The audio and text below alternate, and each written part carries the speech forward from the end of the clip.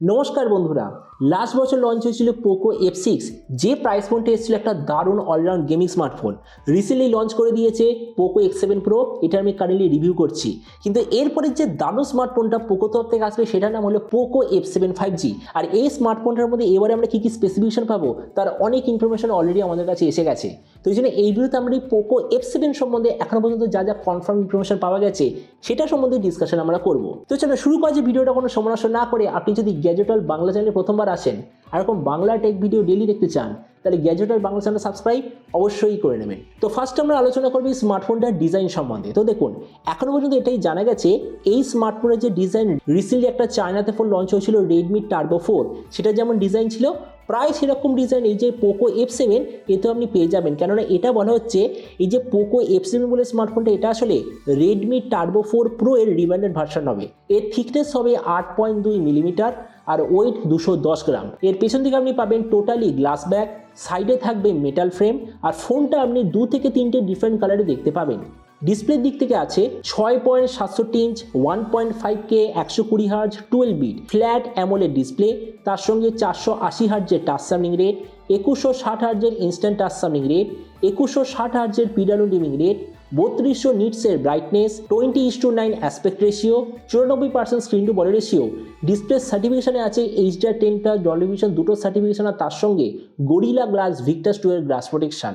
তার মানে সোজা কথা বলতে গেলে যে প্রাইস পয়েন্টে আসছে সেই হিসেবে ডিসপ্লেটা সত্যিই খুব ভালো।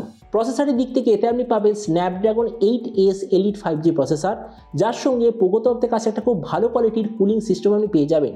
ক্যামেরার দিক থেকে আছে 50 আর 8 মেগাপিক্সেলের ডুয়াল রিয়ার ক্যামেরা, তার সঙ্গে 20 মেগাপিক্সেলের সেলফি। এবার অ্যাকর্ডিং টু লিক্স এর যে মেন রিয়ার ক্যামেরা সেটা হওয়ার কথা IMX921 সেন্সার, যার সঙ্গে আপনি OIS EIS দুটোরই অপশান পেয়ে যাবেন। এই যে স্মার্টফোনটা আপনি বিভিন্ন ধরনের র্যাম আর স্টোরেজ ভেরিয়েন্টে তো পাবেন, কিন্তু স্টার্ট হবে 8 256 GB থেকে। এই র্যামের কোয়ালিটিটা LPDDR5X, মেমোরিতে আছে UFS 4.0, যেটার সঙ্গে কোনো ধরনের ডেডিকেটেড SD কার্ড স্লট নেই।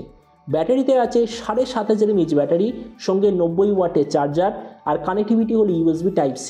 তো এবারে স্মার্টফোনের বাকি কিছু ফিচার বলতে গেলে এটা আপনি পাবেন Android 15 out of the box, কোনো ধরনের 3.5mm জ্যাক নেই, ডুয়াল স্পিকার যেটার সঙ্গে আছে ডলবি অ্যাটমসের certification, under display fingerprint sensor, আর এখনকার ট্রেন্ডের মতো এতেও আপনি পাবেন IP68 আর IP69 এর water and dust protection.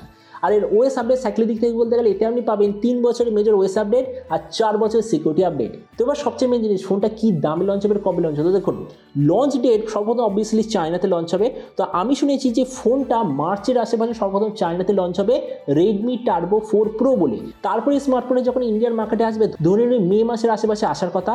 R according to leaks ইন্ডিয়াতে এটার প্রাইস হওয়ার কথা ওই ধরনের 32,000 টাকার আশেপাশে।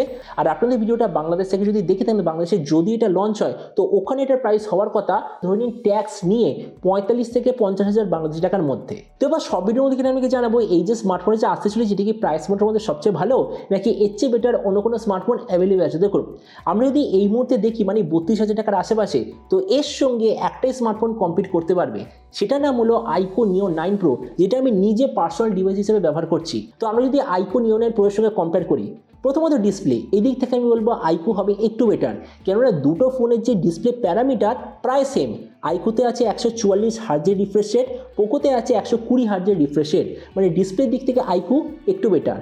প্রসেসর এই দিক থেকে আমি বলবো পোকো বেটার, কেননা পোকোর মধ্যে যে আছে স্ন্যাপড্রাগন 8S এলিট, ওটা আসলে আইকোর মধ্যে যে আছে স্ন্যাপড্রাগন 8 Gen 2, ওটা থেকে বেশ কিছুটা পাওয়ারফুল। তো ওই জন্য প্রসেসরের দিক থেকে পোকো হবে বেটার। তাছাড়া ক্যামেরা এই দিক থেকে দুটো ফোন এক্স্যাক্টলি সেম, কোনো ডিফারেন্স হবে না। ভেরিয়েন্ট দুটোরই স্টার্টিং ভেরিয়েন্ট 8 256 GB, দুটোতেই আছে LPDDR5X আর UFS 4.0, মানে এই দিক থেকে কোনো ডিফারেন্স নেই।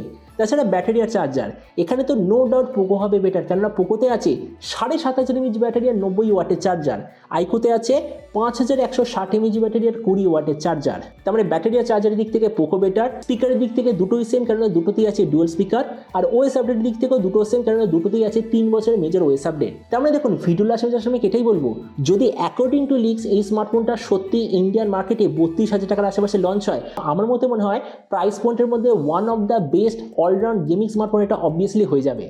তো এবার আপনি যে কোনো সঙ্গে অবশ্যই জানবেন এই যে পোকো F7 বলে যে স্মার্টফোনটা খুব তাড়াতাড়ি আসতে চলেছে, তো আপনি কি এই দামে এটা নিতে চান নাকি অন্য কোনো স্মার্টফোন আপনি চুজ করতে চান? এটা সম্বন্ধে নিচে কমেন্ট বলতে আমাকে একদমই ভুলবেন না। তো চলুন দেখা হবে আগামীকাল একটা টেক ভিডিওতে। Till then stay tuned, always remember, think positive, be positive. Thank you.